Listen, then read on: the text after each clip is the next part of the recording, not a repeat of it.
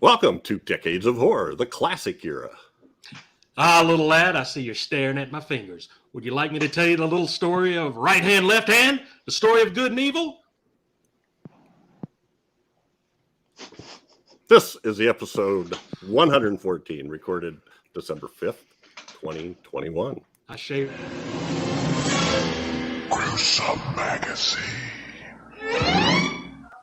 That's going to see the hate hand, right? Every time I cut you off like that. I'm your host, Jeff Mohr. On this podcast, we cover the good, the bad, and maybe even the ugly horror films released since the beginning of time through 1969. Each episode, we'll discuss the monsters, spirits, psychos, and villains that have haunted movie-going audiences since the dawn of film history. Decades of Horror, the classic era, is also partnering with the Classic Sci-Fi Movie Channel, and they have lots of cool stuff on there. I watch it quite frequently. I watched Thriller, the Boris Karloff series on there, and I scroll through there and watch all the old crazy science fiction movies I never saw from the 60s and before. So check it out. It's available on Roku, Apple TV, Amazon Fire TV, Android TV, online website, across all OTT platforms, as well as mobile, tablet, and desktop. And you can get Decades of Horror, the classic era episodes on there, starting with episode 91. I wish we were partnered with Jersey Mike Subs. I'm hungry. Just saying. Yeah. I gotta drink some coffee, apparently. With me this week. Your comeback poster fell off the wall. It did. I told you. We'll get you. We're cleaning out the basement. With me this week are my incredible co-hosts. First up is Whitney Collazo, an accomplished artist, makeup artist, and writer. How are you tonight, Whitney? Doing well. How are you? I'm good. Good to see your smiling face. Oh, likewise. Also with us is Chad Hunt, co-host of Decades of Horror, the 1970s and 1980s, a film producer and director on Wreak Havoc Productions, and a comic book artist and writer. Chad, what's up?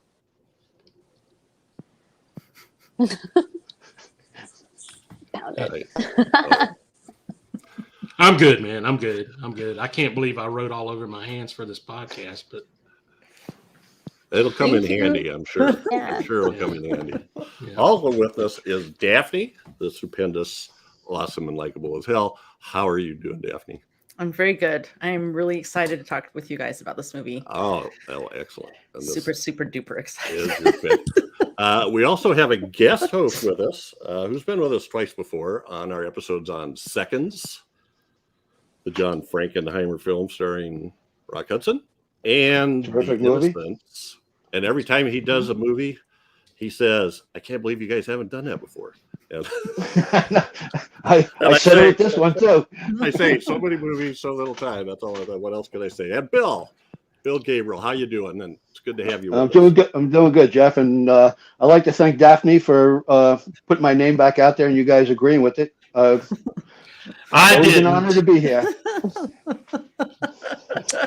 Hate. I don't have hate. I give it.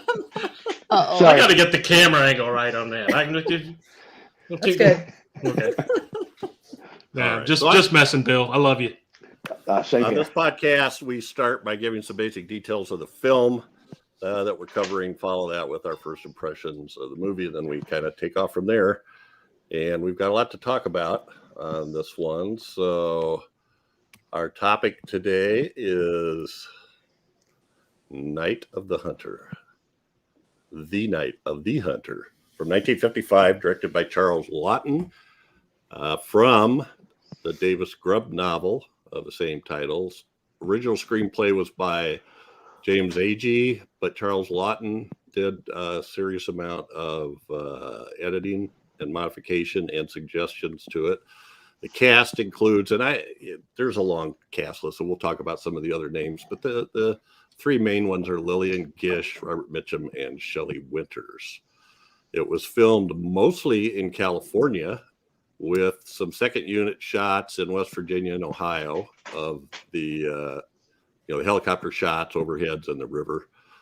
It was filmed August 15th through October 7th, 1954, and it was released. Now, this is, IMDb is never wrong. It premiered in Des Moines, Iowa on July 26, 1955. I have no idea why that would be. Although I do know that Annabeth Gish is from Iowa, so I don't know if there's any connection there. I guess I should have dug into that. But it immediately went nationwide the following day. The budget, it's a little iffy. I'm saying 600 to 800,000. I heard somebody somewhere on the Blu-ray say 400 to 800,000, somewhere in there. Domestic box office was 900,000. And the synopsis is: a religious fanatic marries a gullible widow whose young children are reluctant to tell him where their real daddy hid the $10,000 he'd stolen in a robbery. And by the way, the real daddy killed 2 people while he did that and was hung. So he's not a factor at this point. All righty. And that's a shot of Lillian Gish guarding the kids with a shotgun. All right, so I've got some posters here. Let me switch. I'll hide me. There we go. Now, this thing didn't do very well at the box office. So I think this might be one of the reasons. There's the night. I don't think they really knew what to do with it, because nothing in those 2 posters give you an idea of what's going on, of what the movie's about. Yeah, it looks more like a love story. Mm-hmm. Right. Generic. Right. The bottom one out is obviously German. Die Nacht des Jagers. Okay, des Jägers. And so they tried a bunch of different things. There's a bunch of them like that. Then there's these sort of dark ones. But they give you kind of a creepy vibe, but they still don't really let you know what's going on. I take the bottom one now. Yeah. Yeah. The top one here is the cover for the Criterion Blu-ray. I modeled for that. Oh, that bottom one. Yeah. Back in my hand model days. Yeah. Yeah, that was a big thing. Even when I was a kid, that was a big thing. That was became sort of, I don't know. I don't want to say urban legend, but legend of love-hate tattooed on your fingers. Now, we're getting a little closer to what's going on. We see Robert Mitchum holding a knife in La Noche del Cazador. Mm-hmm. And then the scene behind him, he's staggering through the water. And in the bottom one, a French poster, he's holding the knife in his hand. The nut chaser. Well, yeah, the nut. And that's, you would need a knife for that, probably. I wonder why he looks like Danny Kaye in the top one. I don't know. I was just going to say this. I'm like, is it Danny Kaye or Red Skelton? The colors Good night and God bless. Colors were off. Now we're getting to the real nature of his character. I believe the top one is Italian. Now the bottom one, this is awesome. This is Norwegian. Kludedukken, which means the rag doll, which kind of gives it away. Spoiler alert. Yes. Yeah, it sounds more like someone we saved have on the that toilet. We have that clinch that's in some of the other. It does. I mean, or some new treat you have for Thanksgiving, like a turducken. I wouldn't eat it. So we have that clinch, where they're having a brace and he's got the knife in his hand. But we also get the 2 kids, and the doll is in Pearl's hand, John and Pearl, and we also get that weird house and barn where they stop along the water's edge at one point. So I kind of like that one. It's sort of comic art. Graphic novel cover. Yeah. So I'm saving one. I've got one more slide to show you, but posters. But first, let's get into the taglines. You ready, Chad? Not yet. You'd think after all this time I'd be ready to have my tab pulled up. But Hunter? I have the same problem with my pants.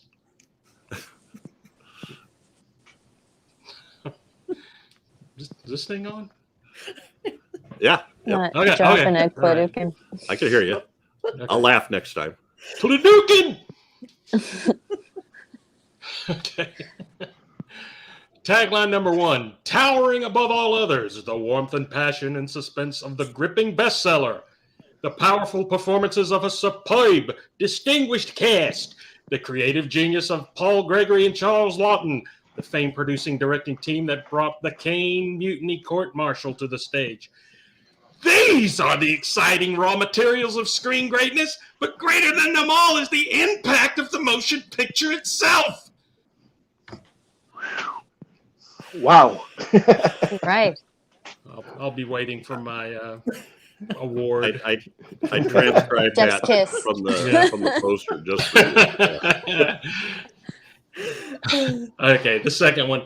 The scenes, the story, the stars, but above all, the suspense.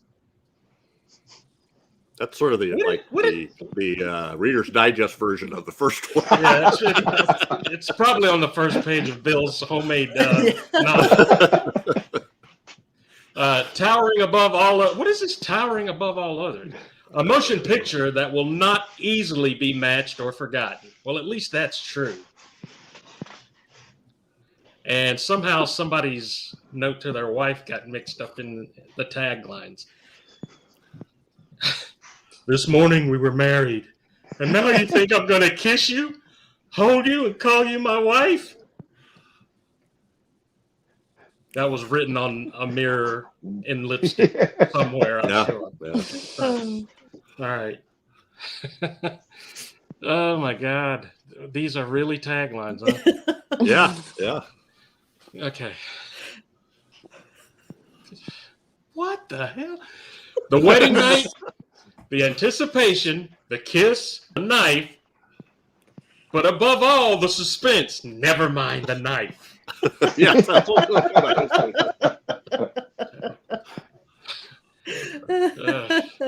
Nice.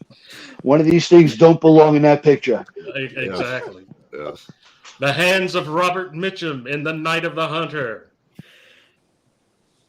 That was probably on the love-hate poster. Yeah. I'm guessing. And this is the only tagline this movie should have had. Yeah. It's a hard world for little things. That is my favorite line from That's the a movie. great line. It is. And just seeing that if that had been on a poster or something, that would have just been awesome.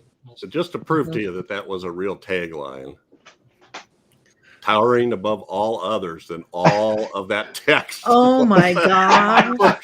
I'm like, are you kidding me? But my copywriter just got away. Oh my God, that's the Reader's Digest version. Yeah. You see the movie? No, I read the poster. Yeah, I read the poster. All right. So let's get on to first impressions. And this was Daphne's pick. So let's hear from Daphne first. Had you seen this before? And what did you think of it? I hadn't seen it before. I actually hadn't even heard about it until I heard you guys kind of talk about it a couple times and Chad saying something about it. So I looked it up and thought it sounds really good. And my first impression is that I love this film. I'm going to cry probably talking about it sometimes. It is a piece of art and it's beautiful. It's a beautiful movie and so many things to talk about. That was my first impression. Okay. Yeah. All right. let's go with Bill next, our guest. I know you've seen this before, and when Many we put times. up the posters, saying what Decades of Horror episodes are going to be released in December, you made comments about The Night of the Hunter, so we reached out.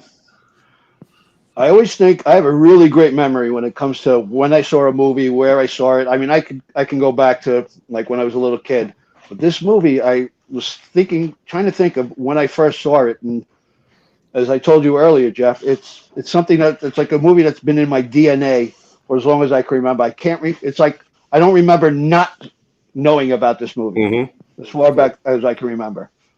So, but my guess would be I saw it on a late show, sitting in front of a black and white TV, and being scared out of my wits by Robert Mitchum's performance. Yeah. It's that's crazy stuff. Let's move on to Whitney. Whitney, had you seen this before, and what are your first impressions? Oh my goodness. No, I have not seen this. I have not heard of this until you guys decided, until Daphne wanted to choose this. And then, wow. Oh my gosh. Yes. Daphne is absolutely right. It's beautiful. It's very, yes, it's aesthetically pleasing. It's very depressing, but there's an adventure to it with, a bond of siblings and, amidst all the trauma that these two kids are dealing with. And it's that is a real life horror. And like she said, there's so much to discuss because traumatic events in one's life can be horrific. So yeah, I enjoyed it, but gosh, yes, it's. Was this your first viewing? Yes. Yes, I haven't seen this until now. Oh, you're so lucky. You and Daphne are so lucky. Yeah. Wow. All right, Mr. Chad Hunt. What were we talking about again?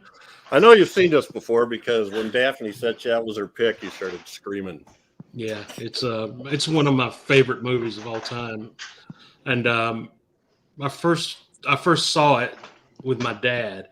My dad was a big Robert Mitchum fan, especially the Western stuff that he did. So my dad, I don't know why he picked this one, but for him and I to watch, but we were watching it together, and I forget what point in the movie that it got to, but he got up and walked out of the room. And so my mom comes back in and she goes, "What are you guys watching?" I said, "It's supposed to be a scary movie." But this movie, my dad was a tough guy. He just never was one to just cry, but it made him cry. And when he got up and left the room, he was crying, and he didn't want me to see. But which it was moot because I started crying anyway by the end of it, And but it was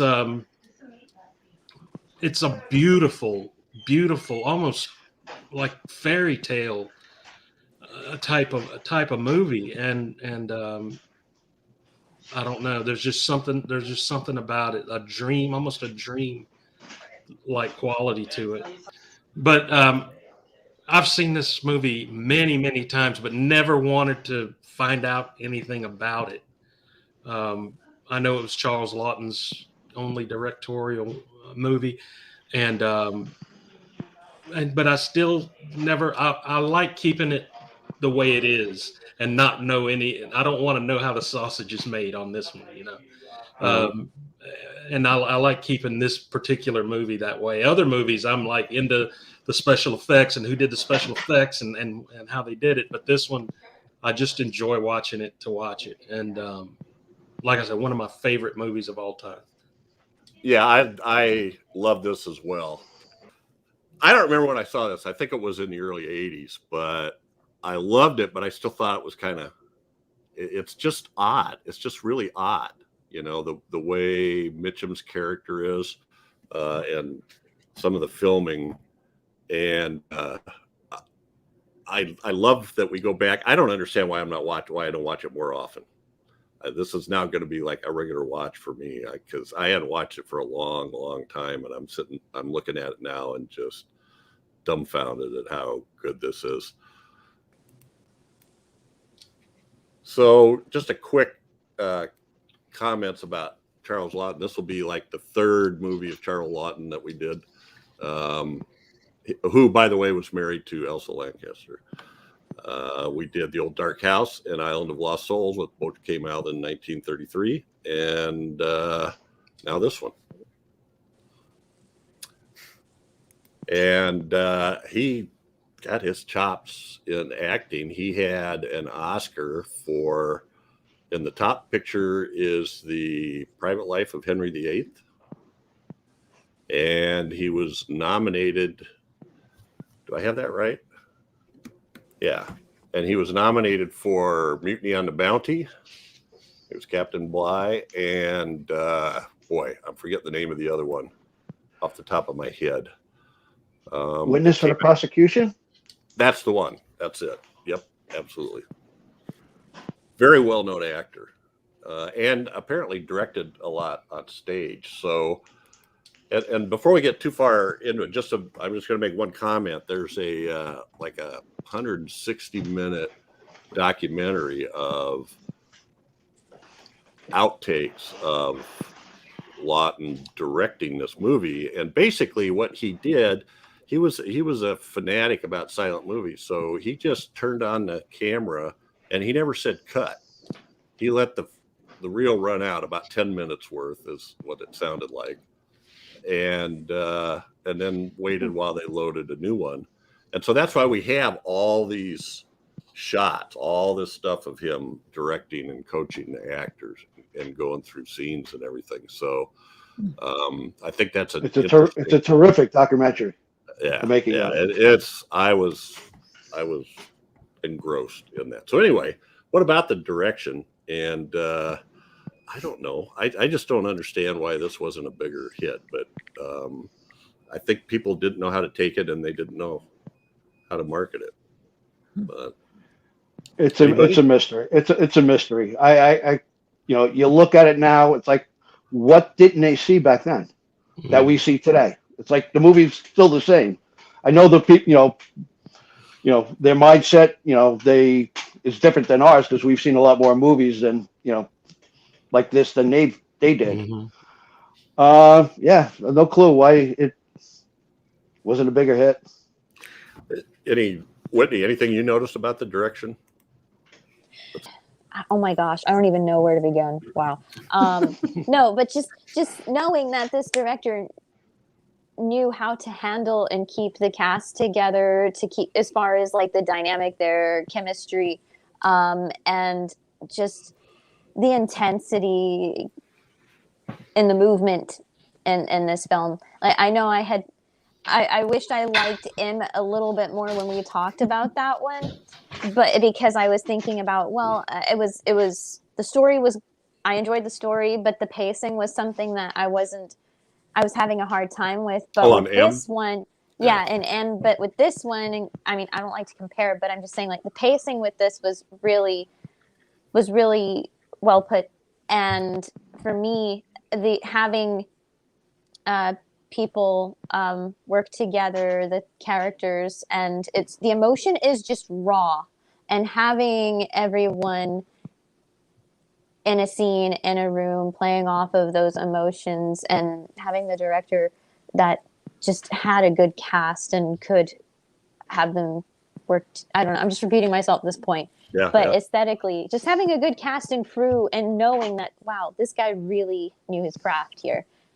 So I think I understand a little bit the struggle to explain what is so cool about the directing here, because I feel like he, like Whitney was saying, it's very clear that everybody in this movie is really strong, is very talented.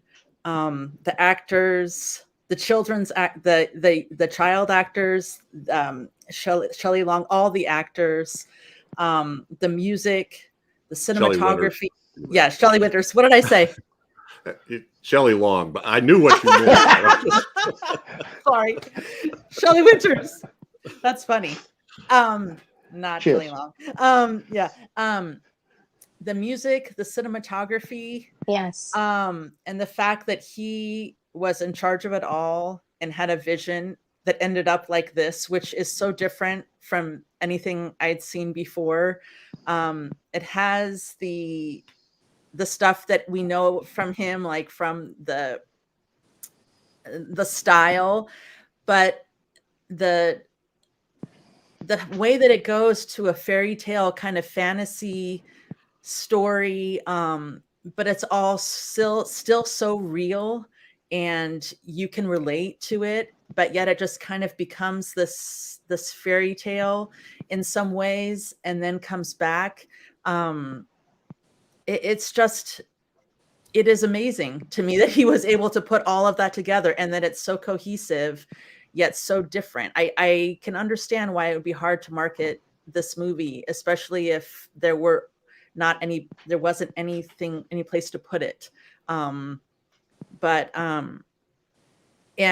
the voice of the kind of the outsider that's in there as well, and he spoke so well for kids. I felt like I was with this kid. This was a kid's story, and I don't know. I'm amazed by that, and I totally get the fact that he kind of had all these people that really knew what they were doing, that were really good, and you can tell that he let them do their thing. I mean, I don't know how he interacted with the cast and crew.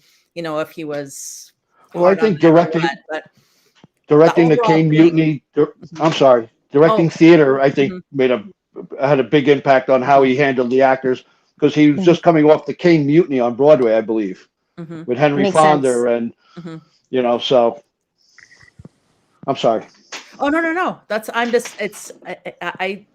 I feel like everybody seemed to be excellent at what they did, and sometimes that's rare. I think I was really blown away with what he did, and the way he kept just like the tagline said, the way he was able to keep building that suspense up to the very end was an amazing job. I mean, there were points where Henry Powell, is it Harry or Henry Powell? Harry. Harry Powell was almost comedic and cowardly in some scenes that were played a little bit funny, I think. But at the same time, this dude was menacing, and you believed he was menacing. He was a serial killer. I mean, they tell you pretty much right from the beginning he was a serial killer. So the way he kept that going through all the way up to the end of the movie, he was a good foil to these two kids, and like Daphne said, it was really their story. It was their story of them escaping this, and one of the most poignant things of the whole movie was when the cops came and took John's dad in at the beginning, and he sort of played into how he saw the police capture Powell at the end, and he just ran and he just started throwing the money at him, and I can't take this anymore, and that like that it's just heartrending, and it sticks with you. That was a big burden he put on his son. Yeah. Well, he didn't know anything. I'm sure hope he didn't think Powell would come after his family after that. But then the teasing with the kids, and that sings, the Hangman song. They were gonna have a tough go with it, whether or not Mitchum showed up. Yeah. So these one two of the kids things that made this. Go ahead, Chad. I'm sorry. I was just saying these two kids were carrying this heavy burden through the whole movie. John more so than the other kid, but I felt like it was really his story, and then he finds protection in Rachel, and where he finally felt like He has a family. they had a family and a place to go and everything, and then Powell shows up at the end. It just his Laughton's ability to keep that pressure on and that suspense on. Every time they turned around, he was whistling and singing in the background. He was, I mean, that was just it just white knuckle. You're white knuckled the whole time because you want them to get away. And that sing-song delivery, you know, the biblical sing-song dialogue. Yeah. And one of the things that made this make sense to me, because when I watched it the first time, I'm thinking, you know, I wondered what he was going for with Mitchum being so over the top on some of that stuff. You know, when Lillian Gish's character, when Rachel Cooper shoots him and he goes yip yowing out of the house and runs across the barnyard. And I like to know where she shot him, that he was able to run that. Yeah. When he makes that yell, right, in the river when the kids get away in the boat. And there's a couple other spots, like when he looks up and she's got the shotgun pointed right at his face. So anyway, there's several scenes like that where he's like kind of over the top. And Laughton said he kind of described the film as a nightmarish sort of Mother Goose tale. And it's a definitely grim story. And then it's fairy tale. Everything is supposed to be how it would look from a kid's point of view. So like from John's point of view, and you don't notice everything and things like that could be exaggerated. And, you know, some of the storefronts, you know, there was signs and no stores there. And there was another place where there's a picket fence and there's no house there. You know, it was just like, it was sort of the idea behind that was the kid would notice this stuff, but wouldn't, you know, it didn't have nothing to do with him. So he didn't. Especially in the one image that you showed of where they stopped and the one barn was really off kilter a little bit, almost expressionistic, and the way it was done was just, it made you think. That one there on the bottom. Yeah, and I know they had to do it that way. Yeah, I know they had to do it that way because of it's a set. It's not really something so they had to sort of force perspective on these barns, but and maybe they did. I don't know, but I don't know. I think it just gives you that feeling that it's just creepy. There's something. Yeah. Well, it's unsettling, like something's off. Right. And it keeps that, and it still keeps that suspense going. It still keeps that pressure going. Like, that doesn't look right. Don't hide there. You know, that kind of thing. Well, and the same thing with the bedroom there in that top shot. It's almost like a church. Yeah. There's a. Yeah. I love that shot because the only thing you see is those two. The only thing that's lit is those two, and then when he goes in to kill her, it was just, you know. But that doing the room that way, he bathes her in that, like, you know, that light that you know. That's what he wants you to focus on. You know, everything else is blacked out, so he wants you to really focus on those two and what's going to happen. And that really struck me there. It really struck me that his left hand was hate, and that was the arm that he had up in the air in that scene. And I don't know, that really kind of hit that home for me that was him getting ready to be really bad. Yeah. Raising his hand up there to God with his hate hand. And and she was ready to receive communion. Yeah. Yeah, that was so. And I agree. I think the fact that it's done on a set only makes it better. The imagery and the style and the atmosphere and the fairy taleness and the weird childlikeness of it is Laughton and whoever this designer was, they really used that to give you a creepy sense of like maybe expressionism or something. Just something isn't right. Well, you had to be a fan of Fritz Lang. Yeah. Hilliard Brown was the art director. So, he was talked about a lot in that. Yeah. So also, there were some. I don't have any pictures of the writers or anything, but let's talk about the script, because apparently Agee turned in like a 293-page script. And don't you wish you knew what was cut out? Oh. Well, they have somewhere I read that there was talk that they were going to publish a printed edition of it. They found it somewhere, and that's how. So, short little piece of back history. Apparently, Robert Mitchum wrote this autobiography, and there was a whole lot of stuff in there, and people have spent a fair amount of time debunking a lot of what he said. So one of the things he said, he probably had to make part of it up, but he claimed that Agee got fired and Laughton had to rewrite the whole script, and other people say we now found the original 290-page script, and Laughton cut it down to like 140 some pages, so cut it in half. But it wasn't totally him. He worked with Agee on it. So it was sort of, some people, they made it sound like Laughton did the complete rewrite. Other people made it sound like he marked it up and Agee did the rewrite. So I don't know for sure exactly how it happened, but it wasn't. And they said the scenes are beat for beat the same way that Agee had them. He just had so much more detail in it, Well, didn't Agee also want to give Laughton screenwriting credit? But yes, Laughton refused it because he didn't want to be a credit hound. Right. And he gave Agee the entire the credit for it. So yeah, there's some wonderful stuff going on here, I think. So let's hit up Robert Mitchum.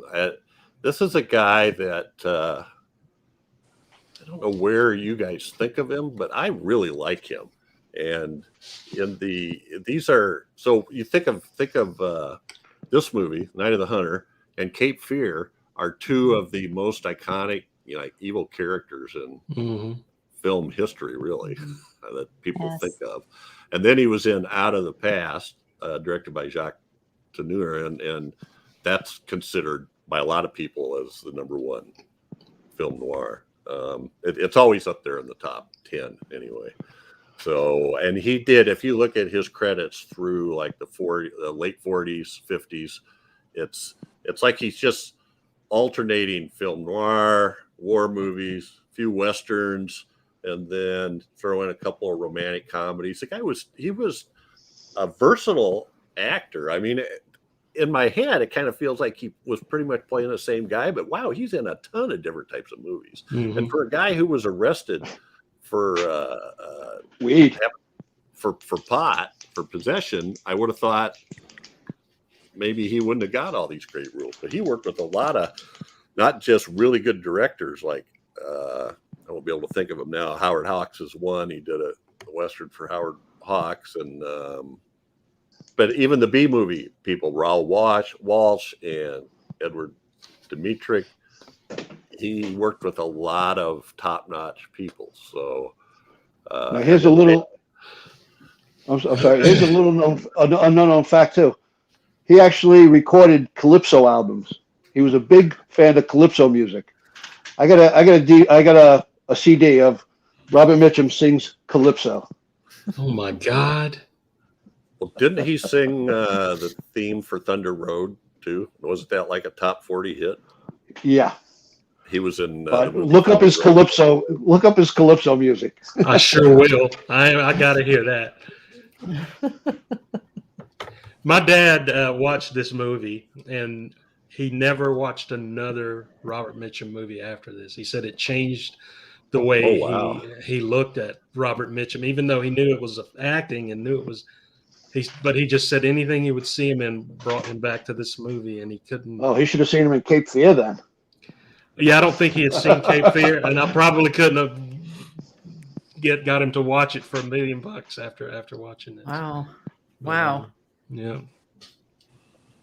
Yeah. Later on, then he was, kind of moved into TV and miniseries and stuff. He did Winds of War and War and Remembrance, the Dan Curtis miniseries on the. Who wrote those books? Was it Herman Wow?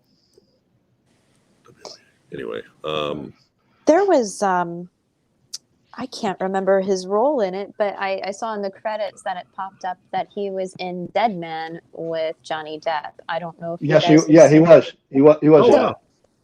I liked that movie a lot, but I forgot who he was in it. Oh, I don't remember who he was in it, but I know he was in. I saw Yeah. his credits in it when I was Oh, looking at I'll have to check that out. IMDb. Well, and And he of did a course, couple of, Scrooge. yeah, and he did a couple of I hate my brain fart. He played Philip Marlowe in a couple of movies. Raymond Chandler Yeah. books. Farewell, My Lovely. In the 70s, yeah. And The Big Sleep, a remake of The Big Sleep. So yeah. Those were good. He was an interesting guy, and apparently they said he kind of gave this impression that he did not. He gave this impression that he didn't care. He did. But at the same time, he turned down movies and he took movies, so he made choices, and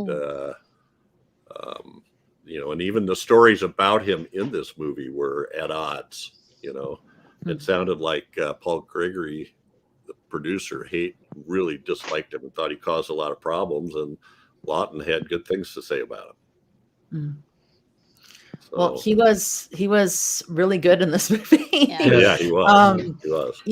Even how we kind of talked a little bit about how sometimes he has kind of an over the top kind of big bad wolf. I think I heard people refer to it as. But that's when he was talking to the religious, like the religious, the town folks. He played it up to them, and they were eating that like that folksy. I know. Persona like for ducking. But he was so good at that, and when you saw him turn and you saw the mask come off, I totally was like, I mean, he was so creepy, and I really. That was really realistic as far as I believe that he was really a horrible, evil person that would hurt these kids, hurt these people, kill these women.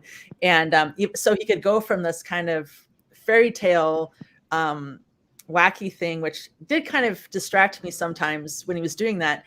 But he did both of them really well. Yeah.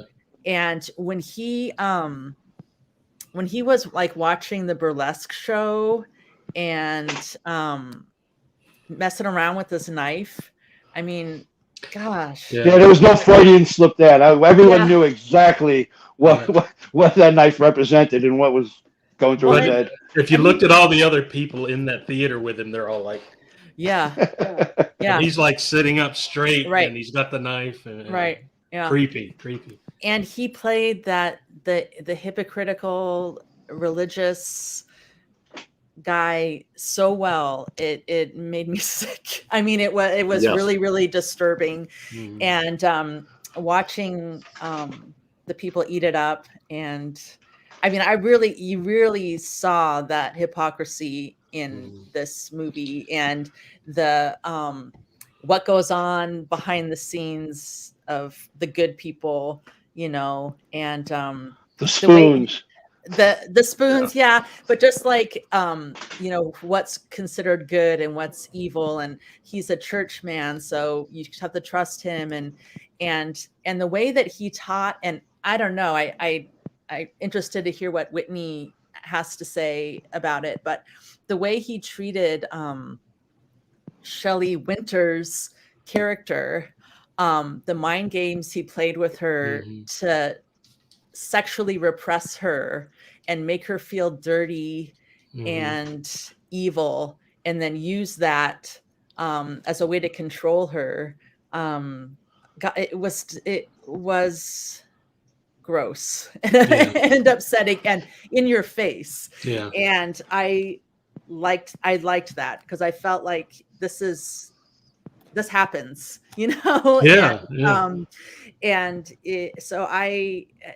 I think he was phenomenal. I don't know a lot about him as a person or even really as an actor. I mostly just know him from Cape Fear, and of course I recognize his name, but I thought he did really really his well. his view on women reminded me a lot of Uncle Charlie in Shadow of a Doubt. The way they Oh, looked at widows.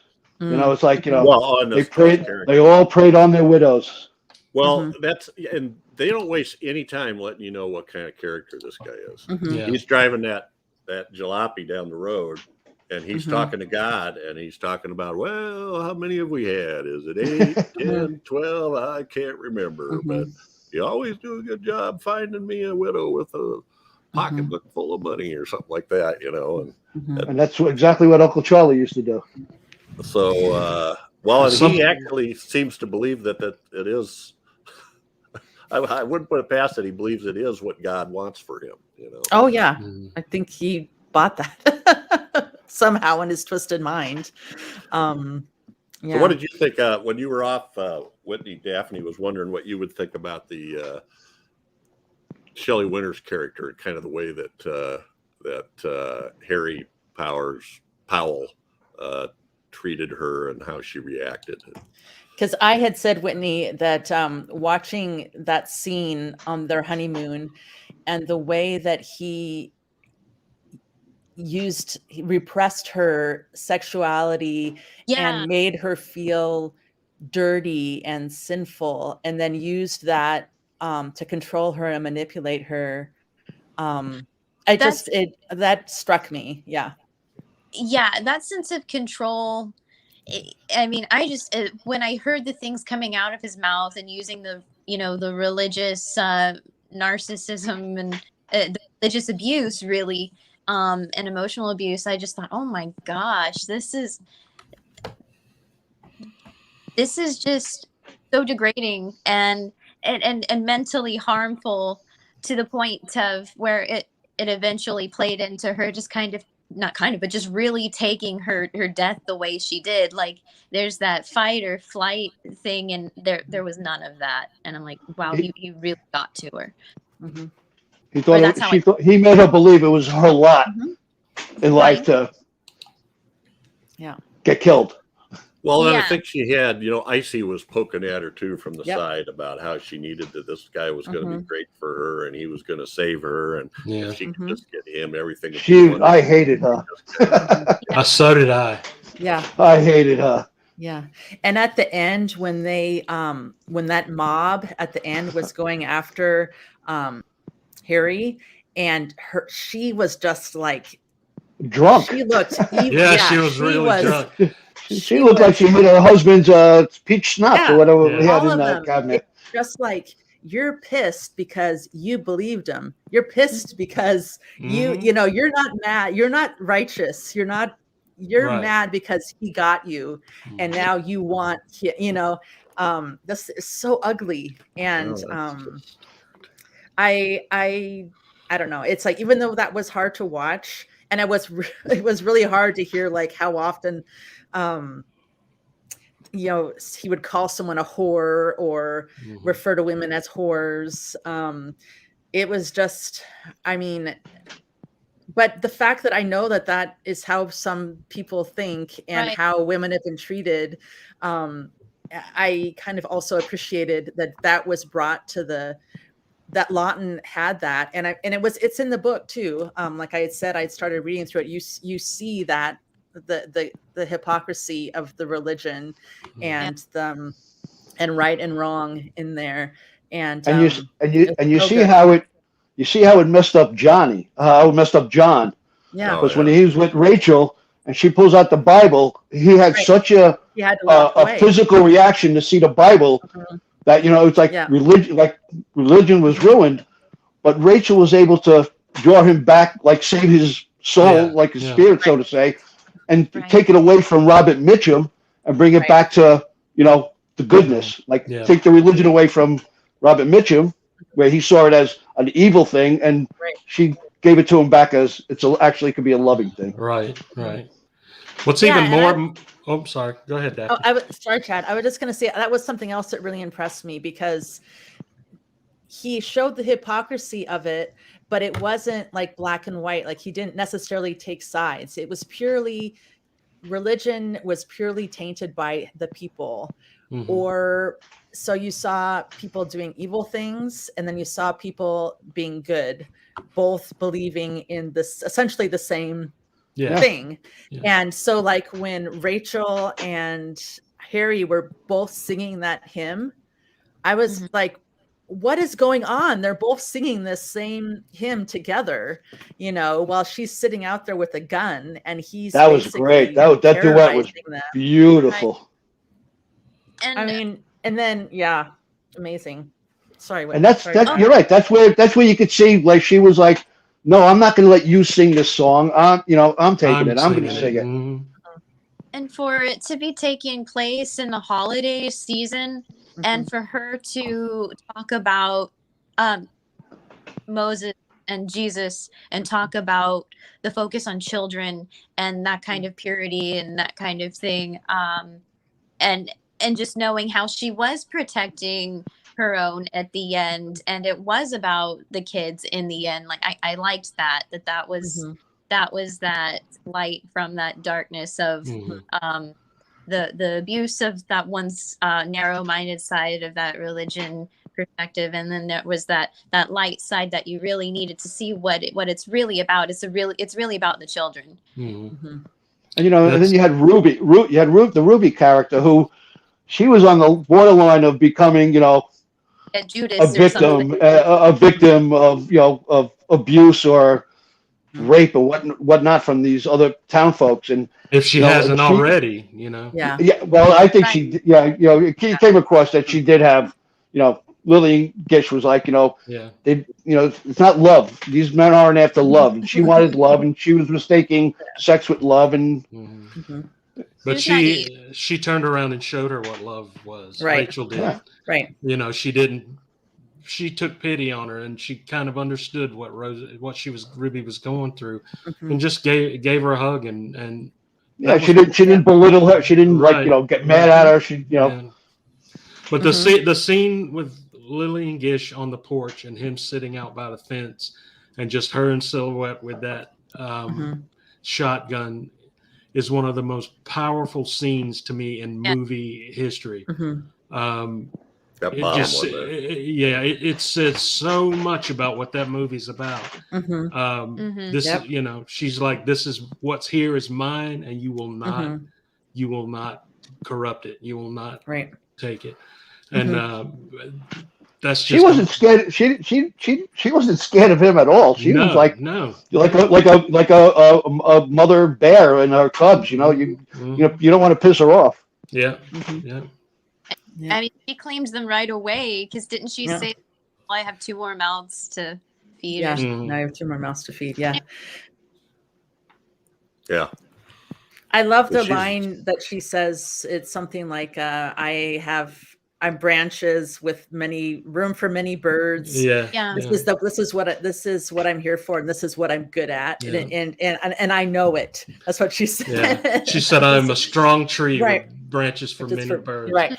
Yeah. And she just had the best lines in the movie. And that classic shot, the mother hen shot. Yeah. At the end, when she's walking and all the ducklings are in a row, and they're walking down. That's a great shot. Yeah. And that scene, like the one you mentioned, Chad, where Ruby goes to her and tells her that she hasn't, that she's been going into town, and just, that non-judgment, the loving and acceptance was so I was wondering what was gonna happen, because clearly their religion is going in and out throughout this whole story. And that she said, no, you in your own way were looking for love. I just thought that was beautiful. Absolutely beautiful. She understood. She understood. She totally understood.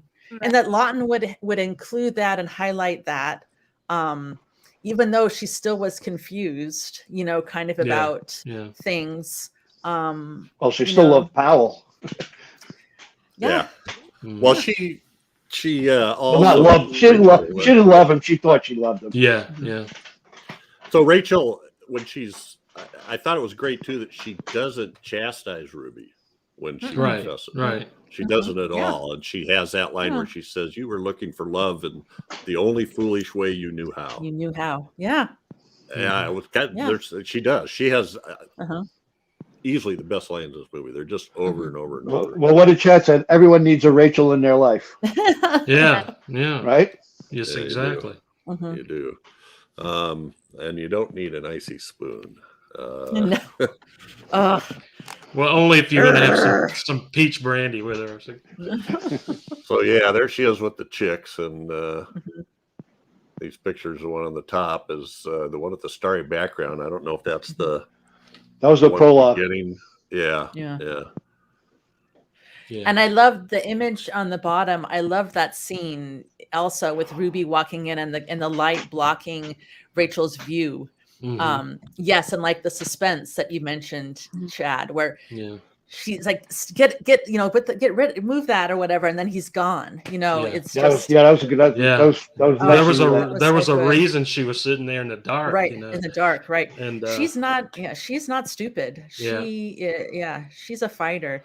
And when he said, "I'm going to come back at dark," like when she figured out that he was there and he wasn't a preacher and he wasn't John's dad, and she kind of chased him off with the gun. He's like, "I'm going to be back when it gets dark." I was like, "You son of, that's you. Yeah. That is you."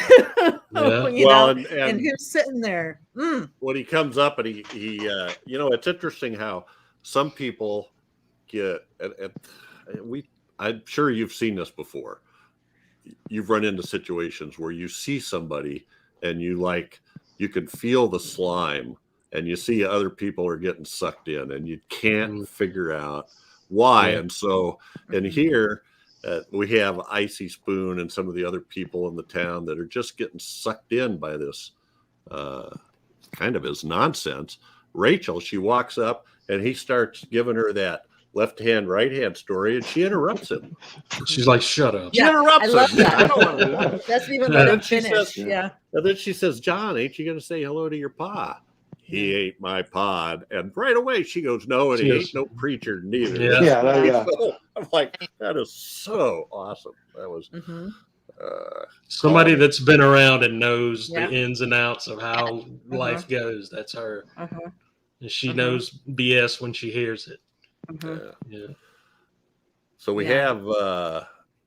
Let's see. Did I talk about? I had Lillian Gish up there. These are some of the others. So we have the two kids. So that's John and his little sister Pearl. And that's when they first show up at Rachel's. And they're like, "Boy, ain't you a sight?" Her hair is like a bird's nest or something. Yeah, it's all matted and everything.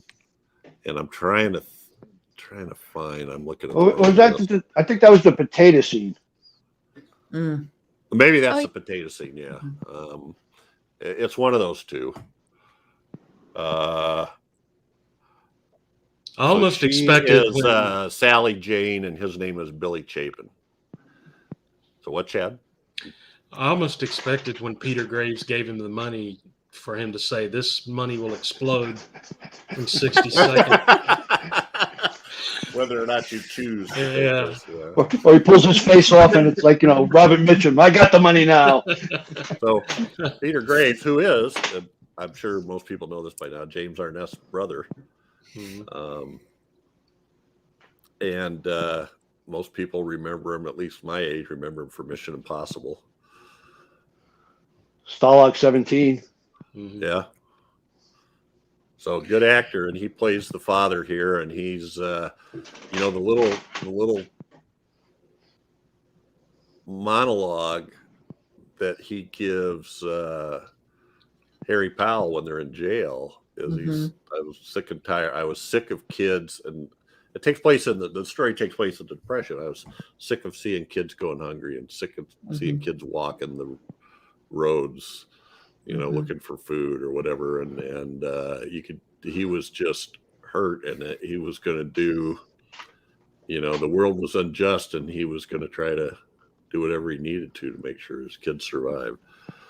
But unfortunately, he killed two people that could be fathers to other children who now don't have a dad, and so not exactly an innocent dad. So the guy on the bottom is a local, I don't know, he's an ex-riverboat pilot, I guess. lives in a houseboat there named Bertie Steptoe. And one corncob pipe away from being popped by the sailor. Yes. So he's played by I James love that Gleason, guy. who is he's a great actor. He's a really good actor. He's looked through his credits. He's been in a lot of stuff. Arsenic and Old Lace, I just watched the other day. What's that? Oh yeah, Arsenic and Old Lace. He was great in that. He's a cop, right? He's a cop in like every movie that he was in, basically. He plays a good humored but crotchety cop, right? Somebody else was put in there, and one of the things they talk about in that documentary is that Laughton would work with you for a bit, but if you weren't getting where he wanted you to get, you were gone, and it didn't matter how much you filmed. He grabbed somebody else and started over, and that's what happened. And he made the right choice there. Yeah, and he did. I saw, in that documentary, there's some of the original scenes. That guy wasn't really that guy wasn't good. No. I really liked that character, and I have to say I kind of liked that he let John down, or that they showed that John ran to him and really the only person that might believe him and help him, and he was flawed himself and was just drunk and couldn't help him when John went to him. I just felt like this was John's lot, it was him, and he had to protect Pearl, and he had to, and he was just let down, and he kept going. He has that moment where he realizes, I'm not going to get any help. I got to we got to do this ourselves. Right. But that character, exactly. But I feel like that character did love John. He just, well, when they're in the boat and he gives them you have any problems, you come and see me. And then he pulls like a Scatman Carruthers in The Shining, just when John thinks, I know a guy who can help me. He's out of the picture. He was so distraught because he realized that their mom was dead. Right. And he was afraid he would get blamed for it. So he just started drinking. And I want to know how he got the car. Robert Mitchum got the car in the middle of the lake. Well, how did a guy who was in jail for stealing a car end up being in a cell with a guy on death row? That was a little. What I want to know is how This is the segment of the show where I want to know. I want to know how her hair is flowing, the vegetation is flowing, but not a wrinkle on her shirt or nightgown or whatever is moving at all. I don't care because it's absolutely it's gorgeous. Well, it's creepy at the same time, right? My ADHD was focused in on why is her shirt not moving. When I say that, I want to know, how they did it, how they pulled the scene. Whoever made that mask did a great job, because that looks very. He didn't shy away from showing that.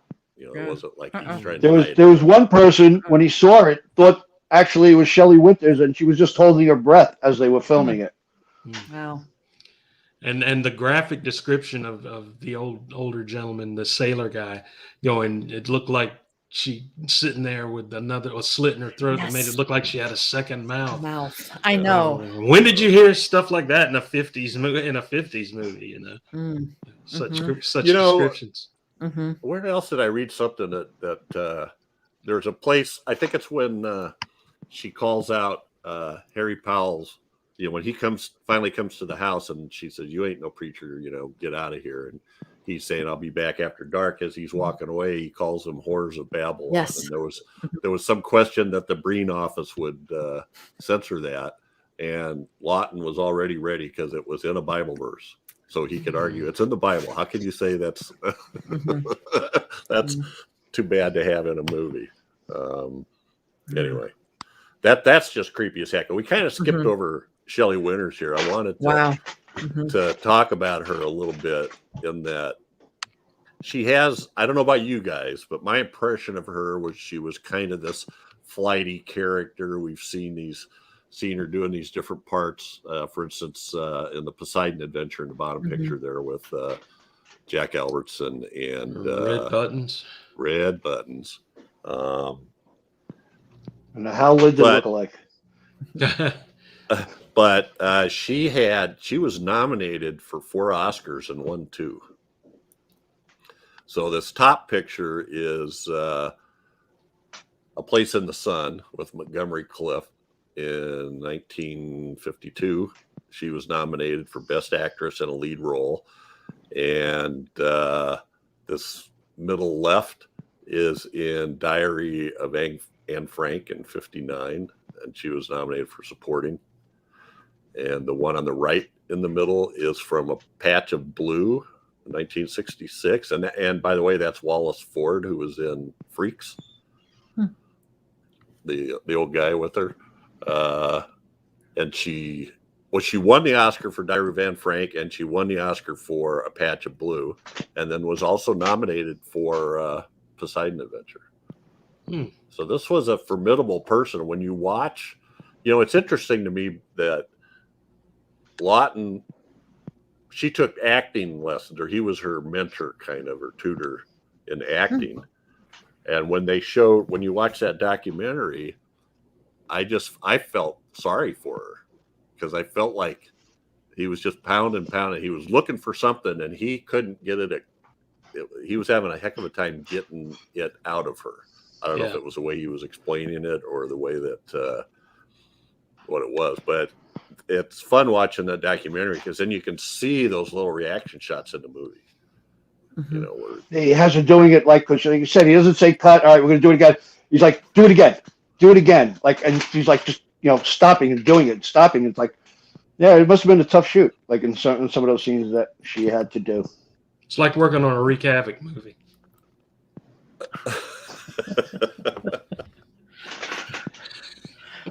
I do it again.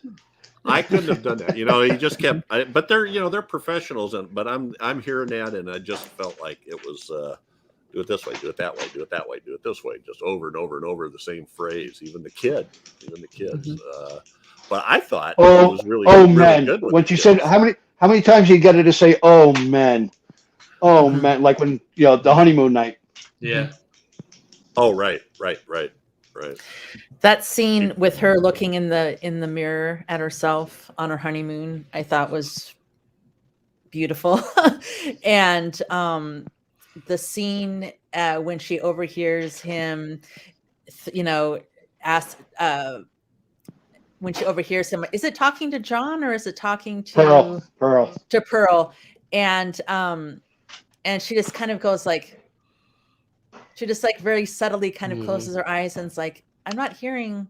I just like, wow, she definitely like plays this kind of flighty type of character, but I was like, she's gone. She is gone, and the actress portrays it. And she walks into the house, and the girl goes screaming away. And he turns around and she's there, and she still has that smile on her face, like, she's gone. She's gone. Yeah, and just her doing that, I was just like, wow, she's really, really good. She does an excellent job.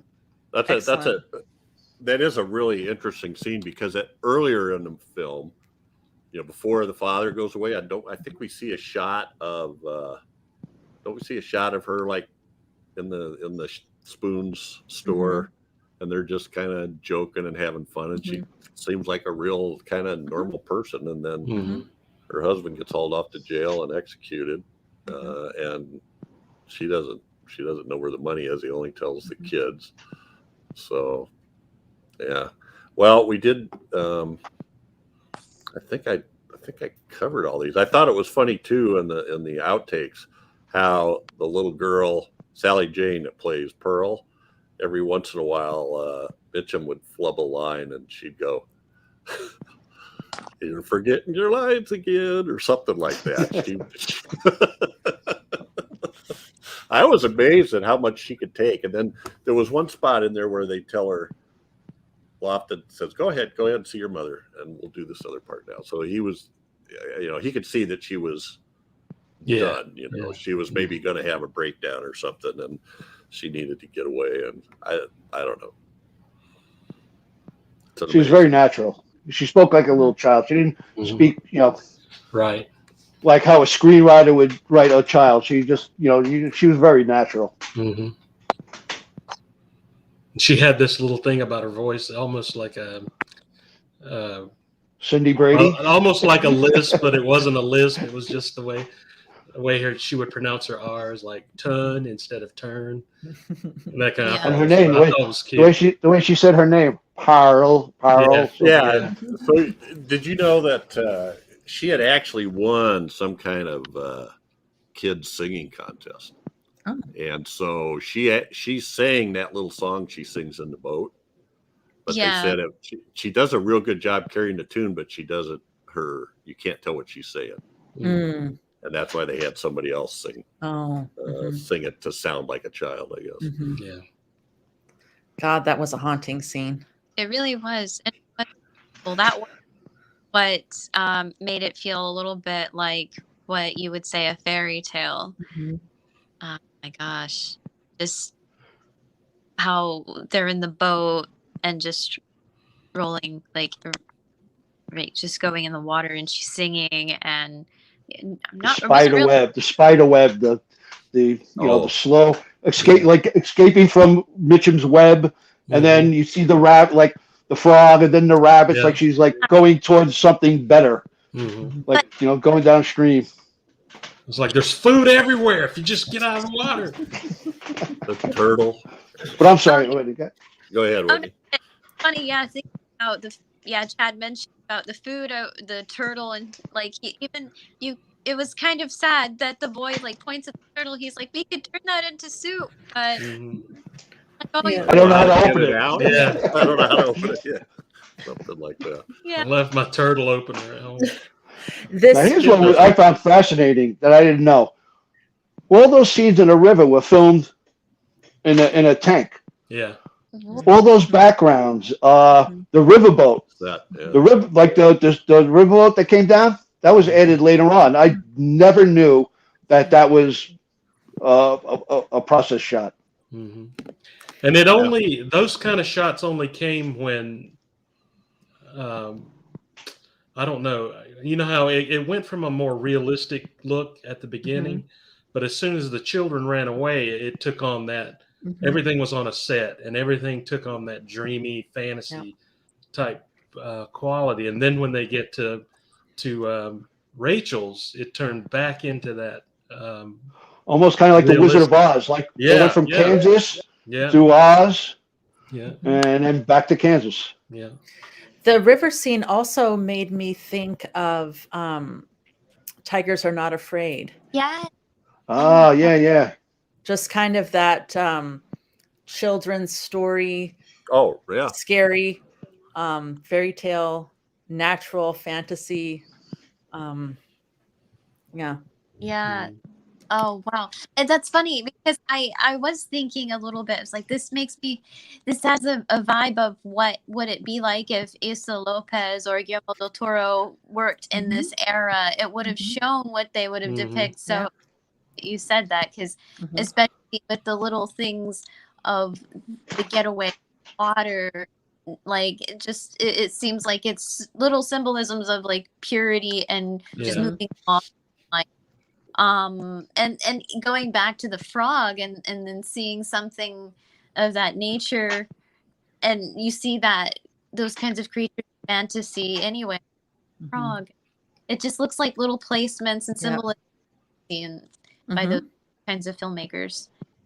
If you have a chance on the Criterion had it, but it's probably on YouTube too.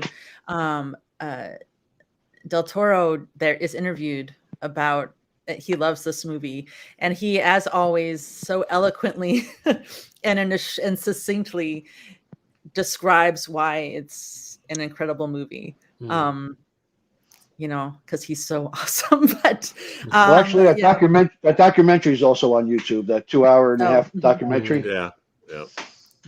I'll try to remember to put a link to that in the show notes. If anybody's interested, but you can find it just by saying, I think search Charles Laughton directs. Mm-hmm.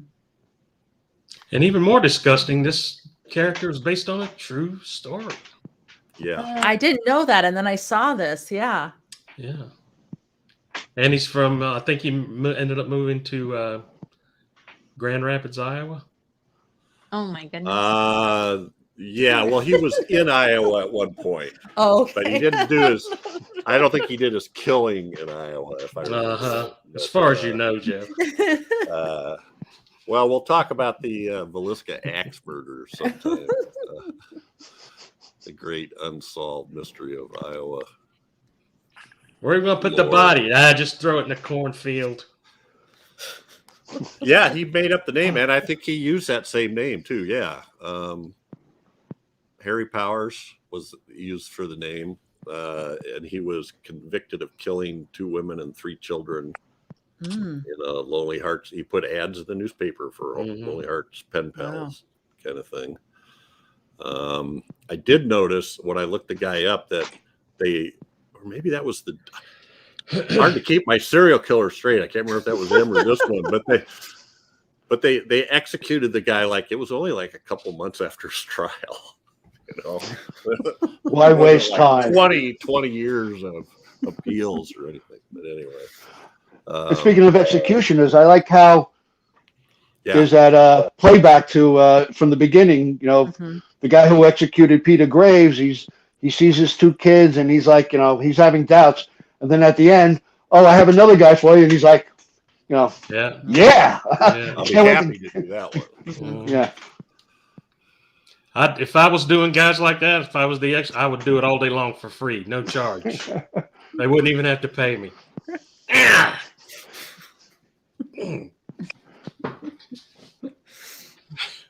That's just me, though.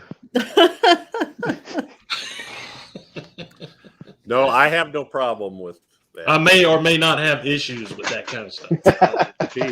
If he knew it, if we knew who that was. Yeah, so the cinematographer is a guy named Stanley Cortez, who incidentally did the magnificent Ambersons, the Orson Welles flick, and apparently that was his deal. That one Irish shot, and I'm glad he did that because I wouldn't have seen it, where Robert Mitchum is standing leaning against the tree outside the house, going "Children." And then he starts to walk toward the house, and the Irish closes in on the basement window, and you see the 2 kids looking out the basement window. That was cool. Yeah. He also has a good quote. He says, the cinematographer said, he worked with all the people that he worked with. The 2 people that knew about light were Orson Welles and Charles Laughton. He goes, those 2 directors knew all about light. Yeah, you could see it in this movie, the intricate, every scene almost is a series of shadows and lines and light, and you know the scene that Chad talked about where you see the silhouette of Rachel sitting with the shotgun in her lap in the rocking chair. Or how about the first time John sees Powell? He's telling his sister the story, and that shadow comes up on the wall. Yes, hat. That was creepy as hell. Y'all gonna die in there? Yeah, there you go. That one. Yep. Yeah. Yep. That's a terrific. And those 3 shots, you know, the one in the middle is, and that's an interesting shot because John is talking to Rachel. See, so Harry Powell is actually out the other window, the other way from where John is looking, and his shadow is shining on that curtain. He was standing there talking to Pearl, and Pearl sees the shadow and gets a scared look on her face, and John turns around and looks at the shadow. I just thought that was just really interesting. How they did that. That is not something you would have just thought of naturally. And then the scene, we gotta talk about the basement. When they knock him out and he's trying to chase him up the basement stairs, there's something. it's surrealistic. It's almost like something you'd have seen in a Tom and Jerry cartoon, right? Yeah, yeah, His position and His feet should have been like flying around in circles, Oh, like. but yeah. it's scary as crap. Yep. Yep. Mm. I So definitely that's an wondered if they were iconic going to scene get from the out. movie. Yeah, when the jars fell on his head, and he's Yep. after the jars fell on his head, he's like, blah, blah, blah, blah, blah. It's like, Oh, you even That got the was bonk after. when he gets hit in the head with the hairbrush. yeah, Bonk. Yeah, that was another one where the kid freaks out because he thinks Pearl's gonna tell him, and he Yeah. spins around, fires that hairbrush at him. Mm-hmm. Lots of great. You get the lots of great Cantu scenes bonk. here.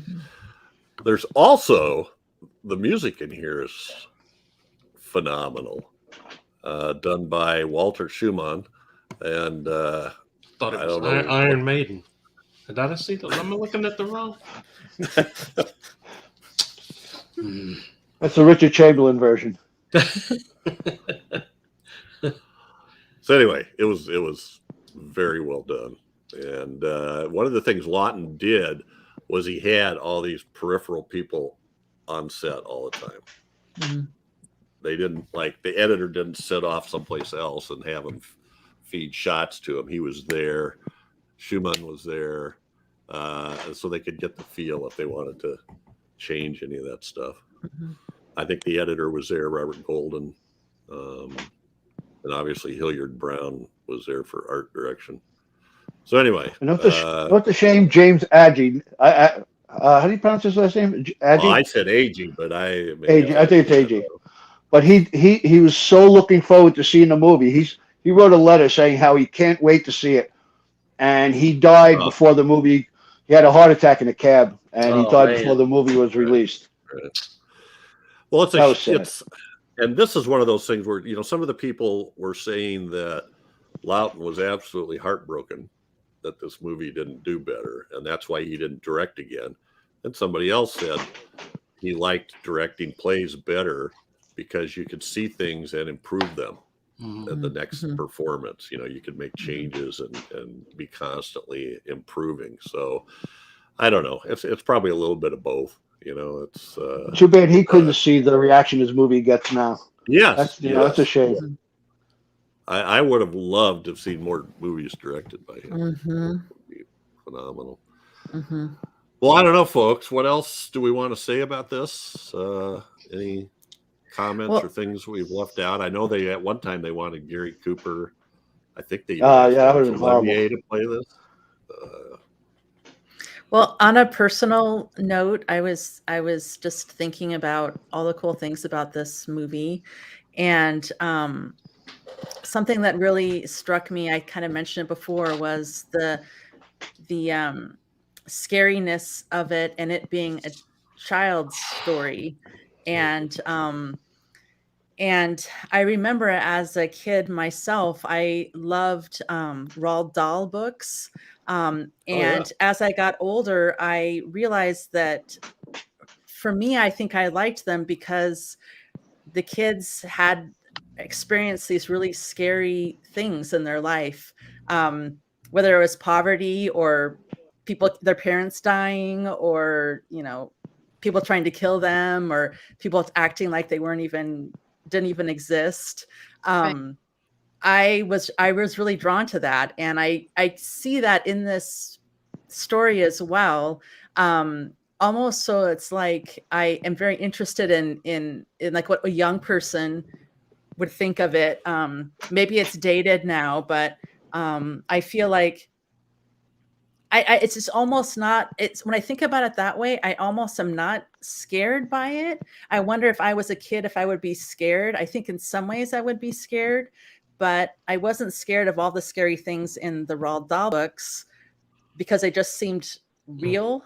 How about the original Brothers Grimm stuff? Exactly. People don't seem to realize for Cinderella to put her foot in the glass slipper, she cut her toes off so they would fit in the shoe. Yeah, and just you wouldn't see that in a Disney movie. No. But I feel like there's just something about the fantasy part, or the innocence of kids that they can't totally comprehend everything, but they can Abide. they see it, they can abide.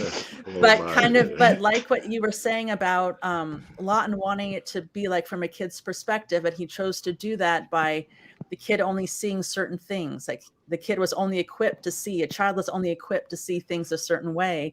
And I don't know, I'm just kind of going off about it, but I just was really struck by that. And I remember how much I appreciated that as a young person, reading stories like that about kids.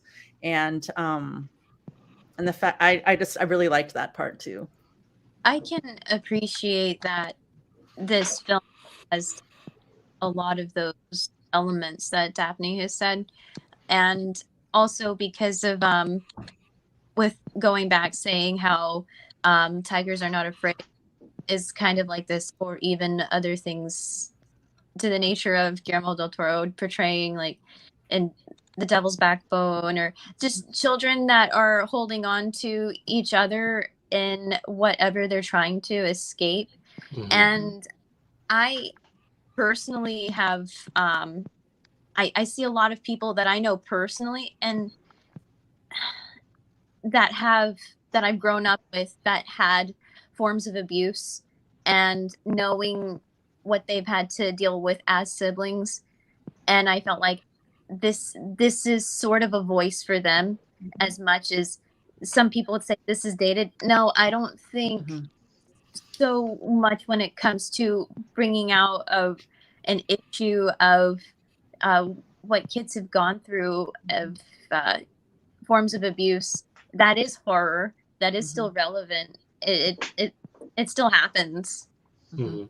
And mentioned in the film. Well, I that we think just talked about. so. In that scene where she's telling the Bible story and John goes out the door, right, and she doesn't. It's an amazing character because she doesn't push anybody beyond what they're ready for. So she waits until she notices that John turns his head and is listening, and then that the other ones leave, and then that's what she says. Could you get me an apple? And get one for yourself too. And it takes him a minute, but then he acquiesces and goes and gets the apple, and then he comes over to her and kind of stands there and asks her a couple questions and puts his hand on her hand. And then, that brought a tear to my eye. Yeah, and then he takes a bite out of the apple, and I go, he has accepted her. Yeah. That was the point where there was so much of that in this movie, and I will admit too, the way his fingers were like holding, it was like he, that contact again. Like he didn't have it from his mother for so long. He didn't have it from his dad. Like kids need that, an adult to hold him and hug him. Like he could finally rest, and he could finally relax. Yes. And because then he turns around and gives her an apple for Christmas. Well, so and then symbolizing that, I think. Yeah, and then the watch that she gets him for Christmas too. That was a great scene too.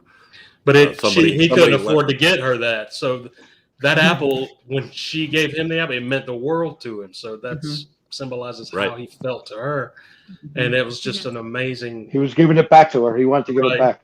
Right. No, that's so good. And she said, we talked about this a little bit, but she has that line, when when you're little, you have more endurance than God is ever to grant you again. And I'm not sure. I mean, I hope that doesn't come off the wrong way. One of the things I think, all right. So at first, as I was watching this, I was thinking this is a little bit unrealistic because they sort of make it sound like the end is sort of like they lived happily ever after. But yet there are signs earlier on where we understand that this is a process. It's a little bit. I mean, we even have the one little girl whose mother is in town. And what does she say about her? Oh, women, she's just some kind of, some man with tricky talk and some money is gonna lead her astray or something. Because you don't know the story, you don't know the backstories of these other children that she's taking in. No. Well, I thought the one person that ran up to him at one point in town, I thought that was her mother, and that Rachel was keeping her while her mother was trying to. That's the way That I was the took it, impression maybe. I got. That was the Okay. impression I got. But I don't know why, why Rachel would be, I did actually think that was interesting that it wasn't just kids who couldn't find their, who lost their parents, but, maybe this other was a situation depression. where the girl still has, she's taking care of her while her mom is working or whatever. Mhm. Yeah. Yeah. But you had the potato things. lady when the Yeah. when the kids came to the potato, Yeah. she's like, all you kids, I'll give you like the best she could do is give them each a potato, and then she told them, now get out of here. Yeah. Yeah. But in her own way, she was trying. But when they got to Rachel's like, yeah, here's a potato, come on in. Mhm. Evelyn Arden plays Spoonie, Icy Spoon. Mhm. And it's amazing to me that we've done 2 movies of hers in the same year.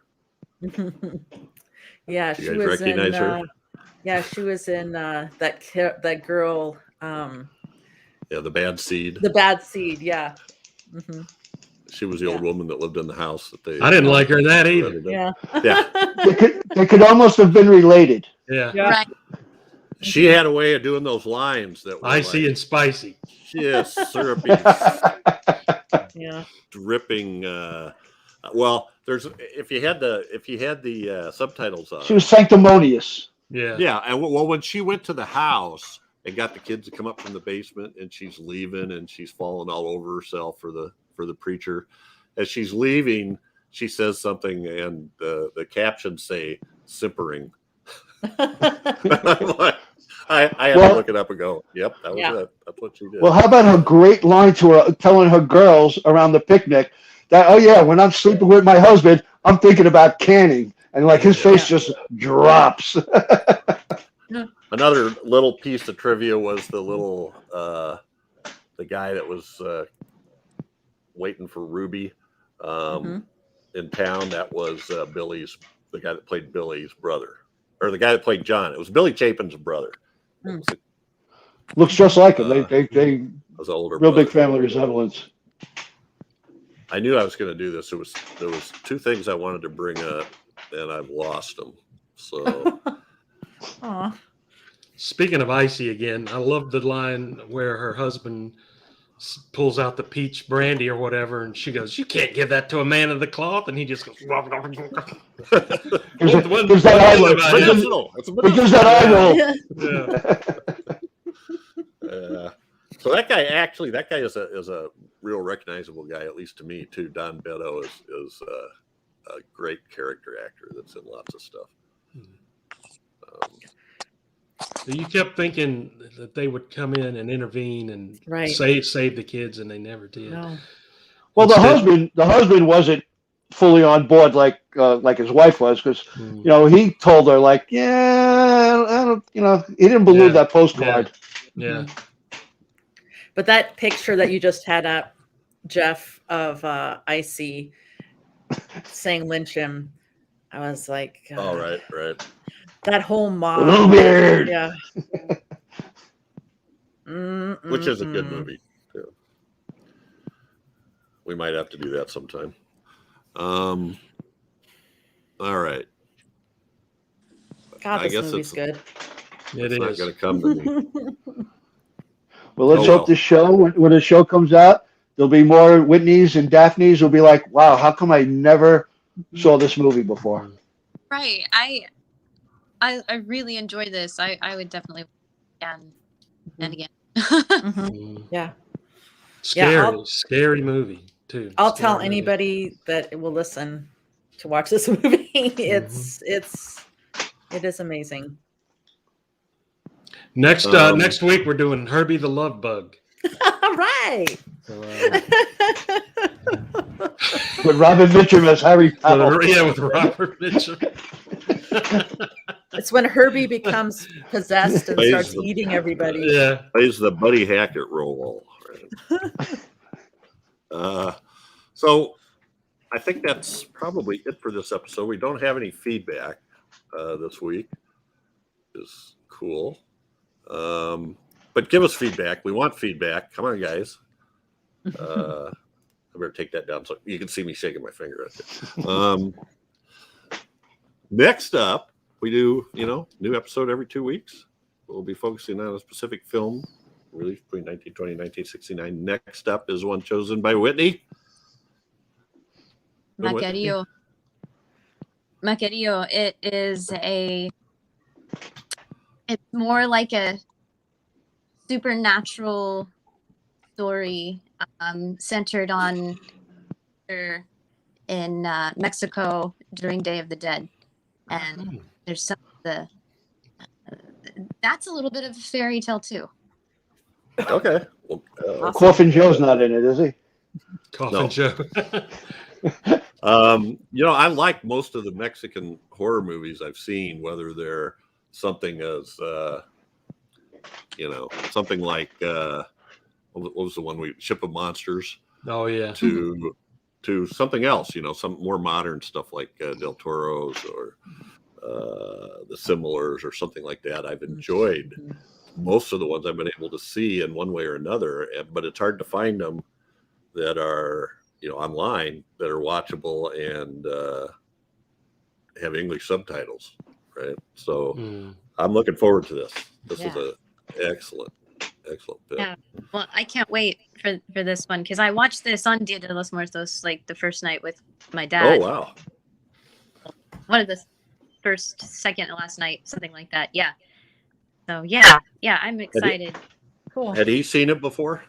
Years ago, he introduced this to me. He's like, "Have we not watched this together?" I'm pretty sure we watched this together. I'm like, I would have remembered this if we watched this. All right. But yeah, Awesome. I'm looking forward to this. Well, I want to thank Bill for joining us again. Yeah, Bill. I can't tell you how much I enjoy this. Every single time I'm here, I have a great time. Yeah. Cool. Well, we try to just have it like we're talking with friends, right? We are. Yeah. You're all my Oh, friends that's right. now. We're pretending. Which literally, I have I'm two pretending friends that I can like talk. You have two friends you can talk horror movies with? I could talk about movies like this who know exactly what I'm talking about, because most people are like, yeah, nah, I don't, they just don't care. Yeah. So this is a pleasure. what And gets again, me thank you is- very much. I have a friend that would say, "Oh yeah, I don't really like horror movies," and then I'll say something like, "Oh, we did, I don't know, we did Psycho last week. Oh, I love that movie. Oh, you call that a horror movie?" And I'm like, Right. Yeah. he's a serial killer and he dresses, I don't know. Yeah. Anyway, You've never seen Herbie the Love Bug? It's a haunted car. It's a haunted car. all right, just- all right. Among everyone to say, well, what is horror to you? And once we do Macario, like we're gonna have that same almost, back and forth on what do you I think? get in that with. As soon as we finish, I'm going to look it up because this is my Saturday. I'm off Sundays and Mondays. So when I finish there, I'm going to look it up and I give believe it a it's watch. on YouTube. It's on YouTube. Yeah, right? Okay. on you. I'll check it out. Yeah, it's that's awesome. So anyway, thanks to everybody. Thanks to our listeners. Please I subscribe. want to wish you all. I wish you all a Merry Christmas and a Happy New Year. Be safe and have a great time, folks. You and the family. Same to you, buddy. Thank too. you. You too. And tell everybody in the background to keep it down, okay? Yeah, I know. I'm so sorry about that. I'm like, I don't know if you saw me. I'm looking at my wife. I'm like, daggers. I'm like, I'm doing a show. I'm just picking. My last one. I could do, but No. We always have to. We don't have to. His wife reached through the door and said, somebody say Hadouken? Next time you see him, I'm gonna have a black eye, stitches here. We always get to listen to Bill Fist Mulligan's comes cats across. tearing up the room. Yeah. So, Yeah. yeah, that's funny. all right, everybody. Catch us again here in 2 weeks for another great horror movie of the classic heroes. Only decades of horror can do it. Say good night, everybody. Good night, everybody. Had a great time. Thank you.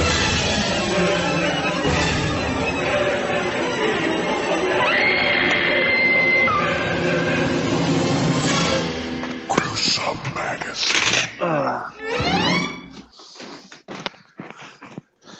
Okay.